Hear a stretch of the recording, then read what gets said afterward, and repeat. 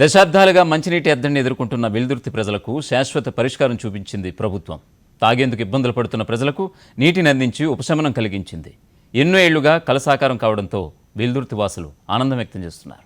కర్నూలు జిల్లా వెల్దుర్తి పట్టణ దాహార్తిని తీర్చేందుకు తొలి అడుగు పడింది. కృష్ణగిరి రిజర్వాయర్ నుండి పైప్ లైన్ ద్వారా 3.10 కోట్ల వ్యయంతో నిర్మించిన తాగునీటి పథకాన్ని MLA Kangati Sridevamma, MP Sanjeev Kumar, mayor BY Ramayya ప్రారంభించారు.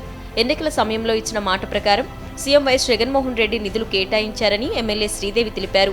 గతంలో ఏ ముఖ్యమంత్రి ప్రజల కష్టాలను పట్టించుకోలేదన్నారు.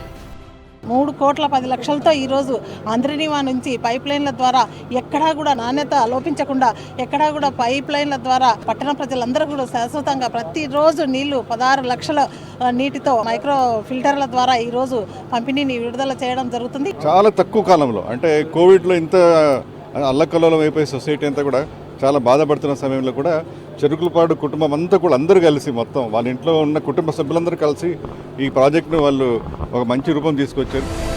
వెల్దుర్తి పట్టణ ప్రజలు ఏళ్ల నుంచి నీటి ఎద్దడితో అల్లాడిపోయారు. నెలలో 2 సార్లు మాత్రమే తాగునీరు వచ్చేది.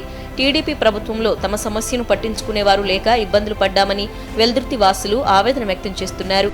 మా గతంలో మాకు ఎన్ని ప్రభుత్వాలు వచ్చినా మా ఊళ్ళో నీటి సమస్య ఎవరు తీర్చలేదు. ఇప్పుడున్న ఎన్నికల హామీలో మాకు శ్రీదేవమ్మ హామీ ఇచ్చింది, ఖచ్చితంగా వెల్దుర్తికి నీళ్ళ ప్రాబ్లం సాల్వ్ చేస్తానని. మాకు నీళ్లు సమస్య 15 రోజులకు 10 రోజులకు వచ్చినా మేము చాలా ఇబ్బందులు పడినాము. ఈమె వచ్చిన తర్వాత మాకు నీళ్లు రోజు రావడంతో మాకు బాగా హ్యాపీగా ఉంది. ఒక్క వెల్దుర్తే కాకుండా గ్రామాల్లో కూడా తాగునీటి సమస్యను లేకుండా చేసేందుకు కృషి చేస్తున్నామన్నారు ఎమ్మెల్యే శ్రీదేవి. ఈ మేరకు ఇంటింటికి కుళాయిలను ఏర్పాటు చేస్తామని హామీ ఇచ్చారు.